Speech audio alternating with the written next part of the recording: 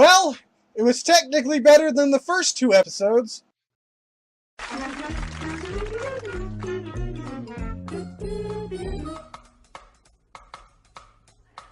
Pokemon! Pokemon! Pokemon!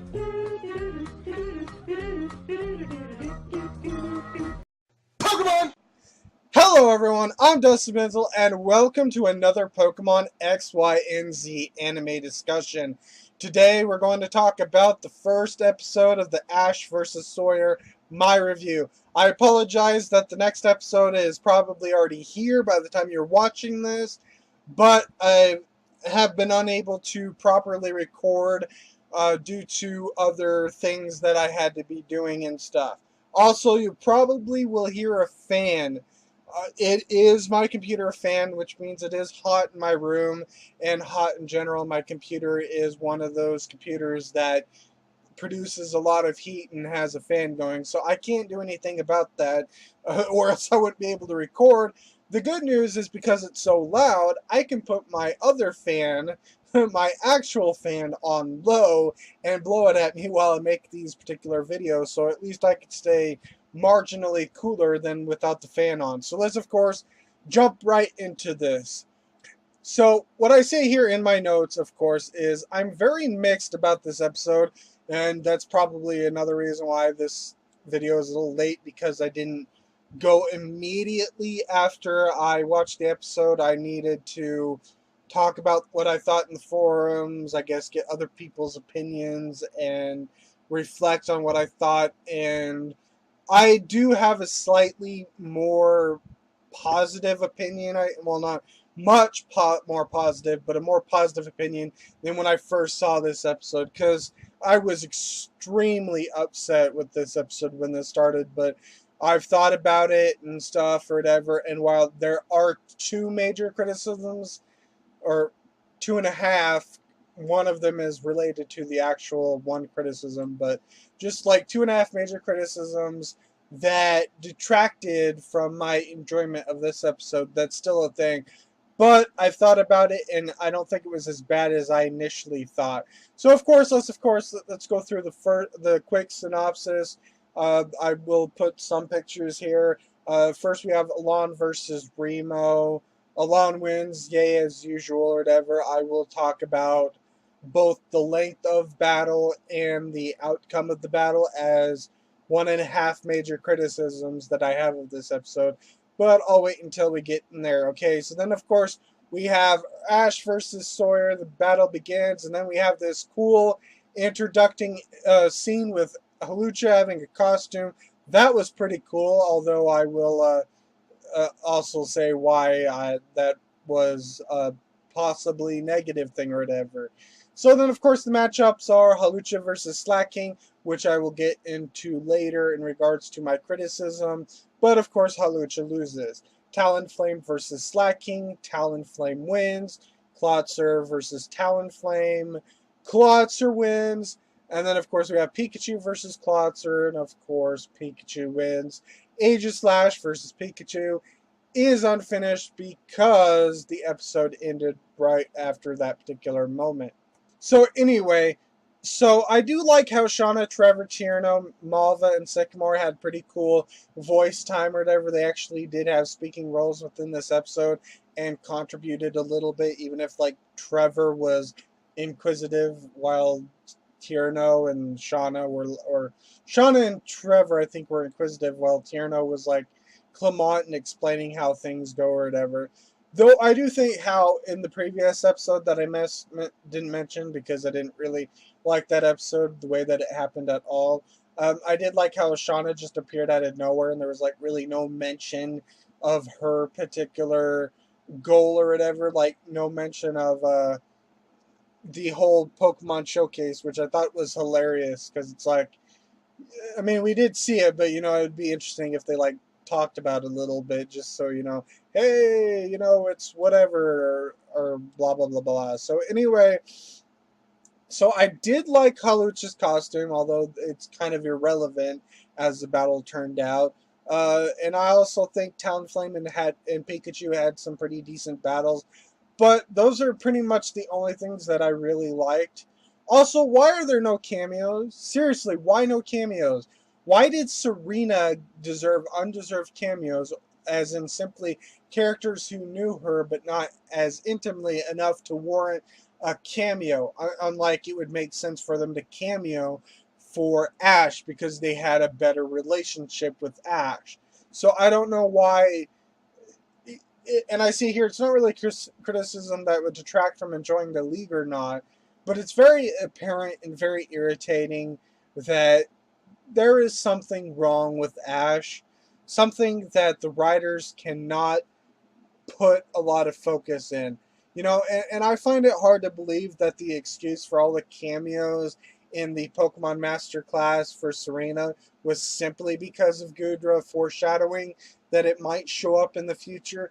I kind of have a hard problem that they just cherry pick those cameos just to be like, oh, hey, yeah, oh, hey, look, there's Gudra. Gudra knew Serena and stuff like that, but it was like they really had no reason. They were just there for the sake of, oh, they knew Serena, but that's pretty much it. Unlike Ash, where you would think a lot of these characters, especially Alexa, would have been a major role. Now, I can understand why they wouldn't appear on screen with a voice role because maybe the producers didn't have the money or the voice actors or actresses didn't have the time to be able to record anything. But still, you would think Alexa, of all people, would be there to support Ash in his battle. Maybe we'll get something like that in Ash versus Alon. Maybe even this episode that's coming out really soon, the second part of Ash versus Sawyer. But even still, I am still disappointing, especially since the writer who is writing these episodes is the one that gave cameos to begin with. So I guess we'll just have to move on from that. So what was my problem with Alon versus Remo? There are two parts. There's one half one and one major one. Well, they're kind of major, but I'm calling them 1.5 instead of 2 because they're kind of the same thing. They're in the same relation or whatever. And I guess one isn't really a major criticism, but the way it was handled, I really didn't like. Okay, so my first problem, which is more of a half criticism more than anything, is the fact that they actually devoted time for Alon versus Remo. This upsets me, and there's really no other way to say this, so I apologize if what I'm saying is going to be slightly vulgar. I mean, I don't intend it to be vulgar, but I just really can't think of anything that would express how I feel about it. But this battle, this length of devotion that they put on Remo and Alon, I felt was like a big middle finger to Ash as a character. And I would have ignored that just fine, but one other problem that happened that made it even more ridiculous is, and I am sick and tired of how this league is handled, and I basically say here, I don't believe the writer or producers in regards to this. I just don't believe you. I very much doubt Charizard, or as some have implied that Metagross has also been a part of that battle, that Alon could sweep through a semifinal that quickly. Alon is strong. I will give you credit that Alon is strong. I do not think, however, Alon is strong enough to be Tobias with just a Mega Evolution. And the thing is, if I'm not mistaken, it's been a while since I saw this scene or whatever, but if I'm not mistaken, Charizard still hadn't Mega Evolved. So maybe I can buy the fact that Alon took out most of Remo's Pokemon with Metagross, and then Metagross finally got knocked out, and Alon just sent out Charizard or whatever. But I still find it hard to believe that Remo did not do as much damage. Like, I wouldn't mind if at least Alon had given 4 other Pokemon. I mean, I don't really care if Alon had 3 of his Pokemon knocked out and Charizard was his 4th Pokemon. At least it would have been far more believable than just one-shotting the entire team of Remo. And the problem is, the inconsistency power levels. Now I get it. I know if person A beats person B and person B can beat person C, that doesn't always mean that person A can beat person C. I get that. But when the inconsistency of the powers is too wide, it doesn't make any sense to me. It makes no sense for me that Alon could sweep Remo. It makes no sense that Ash and Sawyer can struggle against each other, and it's basically up to Greninja and Sceptile, which I believe is what it's probably going to be, although can't say entirely for sure. I still don't know how switch outs work in the Pokemon League, since I don't think we've gotten a switch out. We've only had knockouts, which really doesn't help. And I just I don't believe that Ash has any chance of beating Alon. I cannot imagine this. And the thing is, we see in Pokemon Fan, we saw Alon with Weavile and Tyranitar, and we know he has Metagross and he has Charizard. I'm finding it hard to believe that suddenly Ash is strong enough to take out Alon if no one else even came close to knocking out one or two of Alon's Pokemon. And it's really hard for me to believe this. And this is the major problem. This is what I have. This league, in my opinion, is done completely wrong. You know, I can argue, or I can accept other people's argument that Alon is just a better Tobias, but I don't personally believe that Alon is as strong as Tobias was. Tobias had two legendaries. Alon only has Mega Charizard X, which might be stronger than a normal Darkrai because of the huge stat boost. You know, maybe it's a little bit stronger, but I still don't believe that Alon is strong enough as Tobias was depicted.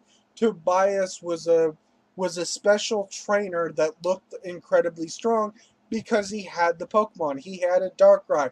He had a Latios. The only Pokemon we've seen with Alon is Charizard. And while I can believe Charizard is high level, I don't think he should be in a position to take Charizard and sweep an entire group of Pokemon down, especially when Mega Charizard X was struggling with Veiled Ash Greninja. Because I don't necessarily believe Ash Greninja is strong enough to sweep an entire team. We probably know that he's not going to sweep Mega Sceptile. I think that's guaranteed. Once Mega Sceptile happens, I'm pretty sure we can be guaranteed that Ash Greninja is not going to once sweep it with Water Shuriken or Aerial Ace. Heck, even Mega Abomasnow Wolfric took a lot of damage to Ash Greninja, and that's when the form was mastered. So it's hard for me to believe that Charizard, the way that's been depicted, is strong enough to sweep an entire person, which is why Alon doesn't belong in the league, you know?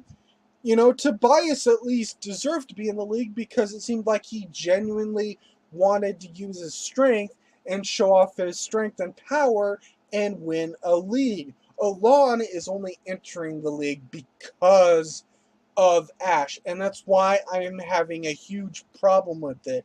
I wouldn't have as much problem with the length of Alon is if the battle was fair, if it made it look like Ash even has a remote chance. And the reason why I'm more upset with this, more than anything, is because look at what happened in this particular episode.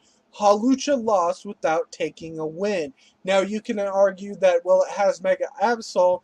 Look, the only thing I saw in last week's episode prior to this, not last week, because last week would be this particular episode, but what I saw in the previous episode, all I saw was Hawlucha using Flying Press on a Mega Absol with no context. I don't know if Hawlucha legitimately beat Mega Absol. I don't know if Ash Greninja came in there, completely almost obliterated Absol, got recalled because Ash wanted Hawlucha to take the victory, and then do it. I don't know this because the writers and producers and animators didn't bother to show us the entire battle. So I can't exactly accept that Hawlucha legitimately beat Absol, Mega Absol. It's kind of like in this particular episode, I don't necessarily think Talonflame legitimately beat Slaking because of all the damage it took from Hawlucha. In order for me to legitimately believe a Pokemon is strong enough to take out another Pokemon, they need to be at equal strength. They need to relatively be at equal strength. Like take Infernape versus Electivire. Infernape took more damage before being taken out Electivire than Electivire did. And as a result of that, Infernape has a much better legitimate reason to beat Electivire and have it being a legitimate win because Electivire technically had more health than Infernape at that time, which really shows that Infernape really is that strong, because if Infernape was full health, I feel like Electivire wouldn't have been able to do as much damage as it did, and it probably wouldn't have resulted in Blaze. I feel like Ash's Infernape could have beaten Paul's Electivire based on what we saw. Then again, it is of course all plot or whatever, but I just don't agree with what's happening. And this is the primary reason why I'm upset, or still upset, that Ash versus Astrid ended in basically one flying press. Because it was for his non-special Pokemon like Hawlucha, Noivern, Talonflame. It was so they can get really cool battles and really cool wins. Based on what we know of Ash versus Alon, I think we can see that Hawlucha is battling a Weavile. I don't necessarily think that's impressive. Sure, Weavile's weak against ice, but Weavile is 4 times weak against fighting. So even if Hawlucha were to take out Alon's Weavile, I don't necessarily think it'd be as impressive, unlike, say, Hawlucha taking out an impossible Slaking. And also, there's one other thing that I have to say that I dislike about this. If the only reason why Alon is doing so well in the league is to hide a majority of his Pokemon a secret, except the other Pokemon that we saw, which was Matang, which evolved into Metagross, if the only reason why Alon has been doing so well is because we are not allowed to see Alon's other Pokemon, and it's to keep them a secret, I'm calling foul. Because in my opinion, that's the stupidest reason to overpower a character. Well, we want to keep his other Pokemon a secret. So, that doesn't mean you overpower the character to impossible, illogical strength, or he ends up beating everything. So anyway, let's move on to... See, those were criticisms that I have, but that wasn't one that I had a really big problem with this episode, because I could have ignored that. I could have been like, oh, whatever, it's whatever. But the one problem that I definitely have with this episode is Hawlucha versus Slaking. You know, first off, let me say this. What was the point of Hawlucha's flashy appearance if it was going to lose immediately after? Well, not immediately. It just didn't just get one shot right after that and fainted. But, you know, not like a few seconds later. But if it was going to be that flashy appearance, but it was the one that lost instead of the opponent, that means the whole entire appearance was pointless. You wasted a minute probably, maybe even a minute and a half, trying to show off Hawlucha's personality, which is fine, but there was no payoff to this. And that's why I'm annoyed like this. What was the point? I mean, sure, it was amazing. The costume was amazing. Nice that Serena is still having some sort of role, but where's the payoff? A loss? Because why not? That's kind of a problem with. Now, when I first watched this episode, I was very critical of Slaking defeating Hawlucha. So in this particular video, outside of the forums or whatever, in the forums I was very critical of this episode. I want to slightly backtrack my opinion or whatever. I think I may be able to give a little leeway to Slaking versus Hawlucha, but it still doesn't make a lot of sense to me and why I really have a problem with it. Now, if the translation is accurate, I don't know if it is, it was said by Sawyer or by the characters that Hawlucha can only effectively fight a Pokemon that fights back. If a Pokemon that just sits there, then Hawlucha has no advantage over that particular Pokemon because of its fighting style. If that is accurate and not wrong or not a mistranslation, I will give it a little bit of leeway that fine. It makes sense that Sawyer would use Slaking as a strategy against Hawlucha. My problem that still has not been resolved is the way that Hawlucha lost. It makes no sense the way that Hawlucha lost and that Slaking survived so long.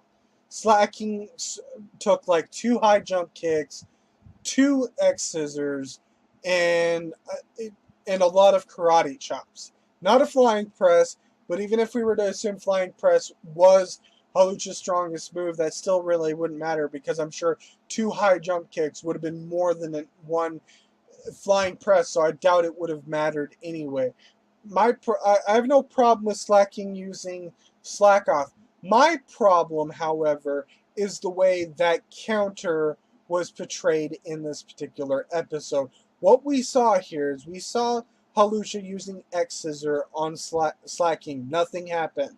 Then Ash was like, Hawlucha, use Flying Press. The thing that's annoying me about this, though, is both in the first or the previous battle of Sawyer and this episode, whenever Hawlucha has ever used X Scissor or not Flying Press, it's always been countered. Clawitzer's Ice Beam and Slaking's counter. I'm like, how, why is there some easy counter to Flying Press all of a sudden? Like, why wasn't this something that was portrayed before? And if it was, why am I not remembering this being countered? It's like it's just conveniently being countered now.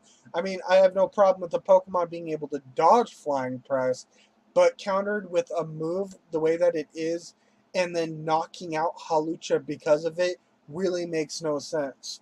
So what we saw in this particular part, which really doesn't make any sense to me, is right after X Scissor, as I've said, Hawlucha starts to use Flying Press.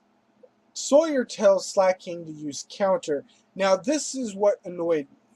Slaking immediately punched Hawlucha immediately. If you were to say whether or not Hawlucha struck first or Slaking in the scene that we got of Flying Press versus Counter, you would see that Counter indeed hit Hawlucha, and any damage Slaking took would simply have been the impact of Slaking punching Hawlucha, if that was even any remote kind of damage. Now this is a problem because it means one of three things happened, and as far as I can see, it's the only 3 things that I can imagine happening because there's no other logical sense. Maybe the animation was off or whatever, maybe they didn't intend to do it the way that they did, but the animation, the way that it was portrayed, was definitely wrong. 1.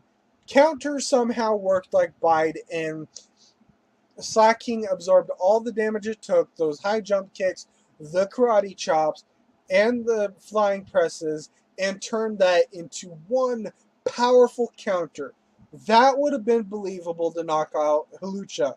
All that damage times 2 probably would have been able to knock Slaking. So yes, I could buy in that one instance that would make sense. The problem is counter doesn't work that way. Counter works immediately after. Counter, I think, is a lower priority move. You attack a Pokemon. Well, I think it can be a lower priority move. Basically, if you have a slower Pokemon, that's what you want to effectively use counter, is to have a slower Pokemon if it's not a lower priority. Your Pokemon using an attack, you survive, you use counter, which deals twice as much damage to the opponent with basically special damage. So if you did like 400 HP worth of damage, it would deal 800 HP damage, ignoring types, I believe. Ignoring all of that, that's what counter does, if I'm not mistaken. Now, I could be wrong. Maybe counter is immune, or ghost type are immune to counter, but I'm not really sure. because if I'm not mistaken, Counter is a fighting type, but typically there is no type advantage or disadvantage with Counter. So that's, of course, the issue.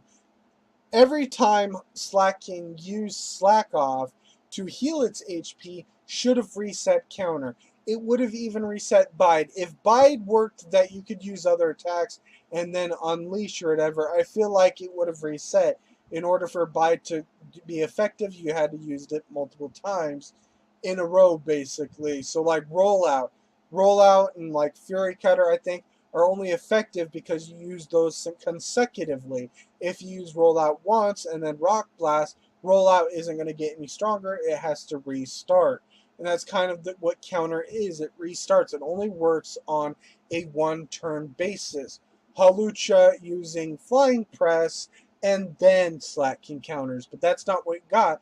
We got Hawlucha about to use Flying Press and Slaking countering, which leads up to the second thing. Now, what if it took the damage before, which would make realistic sense in the anime? In regards to realistic, Counter should be able to technically work with any damage done to an opponent ×2. The only problem is the last move that hit Slaking was X Scissor. And considering that X Scissor is neutral damage and does not receive stab from Hawlucha's typing because it's a bug type, even if that wasn't something that was in the anime, there was no reason to believe that Hawlucha would have lost to an X Scissor ×2.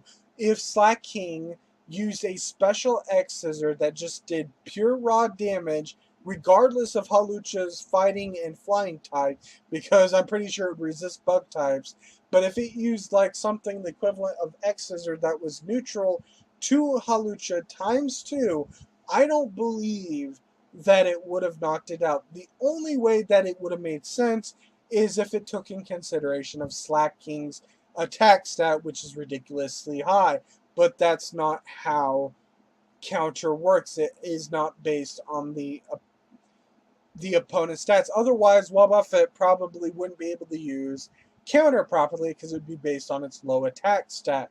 So something that has a high attack stat is irrelevant. That would be something like Foul Play being used on Slaking. Foul Play being used on Slaking would probably be pretty dangerous because that's a huge attack stat, Dark type neutral, and if it's used by a Dark type move, a very powerful one, or at least one that can survive Slaking, using Foul Play would probably obliterate Slaking completely. So that wouldn't have made any sense. So X Scissor ×2 could not have knocked out Hawlucha.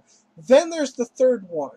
The third one is the Sucker Punch situation. Sucker Punch is a move that allows you to strike the opponent first if it's going to attack you like it says. Sucker Punch. Like, you're in a fight or whatever, and you're basically close to being able to punch someone, but they punch you suddenly out of nowhere.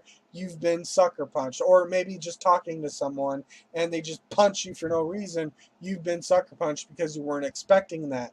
That would be the only way that would make any sense. Because Flying Press ×2 might be able to knock out Hawlucha against a Slaking. I can imagine Slaking maybe being able to take enough damage from Flying Press ×2 to return that to Hawlucha. But again, that's not how Counter works. Counter does not take the damage that Slaking would have received ×2 into that punch. So, of course, then there's the argument that Hawlucha dealt damage. Hawlucha only dealt as much damage as Slaking punched Hawlucha's body. Whatever impact damage Hawlucha received, which probably is a non-type of damage, it's the equivalent of a Pokemon being slammed into a wall or a tree. I'm sure that hurts, but that doesn't receive any type bonus or any sort of effect. So even if you were to argue that's what it did, even that little bit of damage that Hawlucha would have dealt by just the impact, I still don't think that damage ×2 would have knocked out Hawlucha. I do understand that there is a problem in regards to this. The problem, of course, is that when the writers try to create an underdog, which was not this situation, they tend to keep forgetting how much damage an opponent has taken. We've seen this versus Ash versus Tucker. Ash's Corphish and Swellow against Arcanine and Swampert took much more damage than Swampert and Arcanine, but it ended with basically one-shotting Arcanine and Swampert. And I do agree that's a problem, but that's what happens with the underdog. The problem is that Sawyer was not treated as the underdog here. Instead, Sawyer had the whole entire battle, and it was Ash that looked like he struggled. You know, it's like, is Hawlucha going to get out of this or not? So, of course, that's what happened. That's an issue that I have with this particular battle, is that counter was not portrayed quickly. So if like I said, if Slaking used, I don't know, some huge normal attack like Giga Impact or something where it could use its most damage, like even Stone Edge. If Slaking can use Stone Edge, that would have been far more believable of knocking out Hawlucha, even though that would have been neutral damage. But still, ×2 against Hawlucha with that huge attack stat probably would have made some sense. But counter, the way that it was portrayed, makes no sense or whatever. Sorry, I don't really have anything to talk about the preview other than we see other Sawyer's Pokemon, the rest of Ash's Pokemon, and it'll end with Ash Greninja versus Sceptile. I forgot to put this in my notes, so that's why I didn't put any preview, but yep, that's basically what's going to happen. So anyway, I'm going to try and work on that project that I said I was making in regards to the Sun and Moon anime, but in relation to Ash, I believe I said, or whatever. I do have the video recorded and everything like that. I just haven't got around to editing it. So anyway, I don't know when you'll see this or whatever. So anyway, so upcoming videos is maybe I can get that project done, that first project that I said I was going to make. Maybe I can finally get that edited and stuff and finally get that uploaded. And one of my subscribers has suggested a Sun and Moon video, so I'll probably do that. There is Pokemon Sun and Moon information coming in August 1st, so probably a lot more new Pokemon that I will discuss in the future. So anyway, I think that's pretty much it. Also, the review for the second part of Ash vs. Sawyer will also come out at some point. So anyway, thank you for watching. I'm Dustin Benzel, and I will see you in my next video. Goodbye.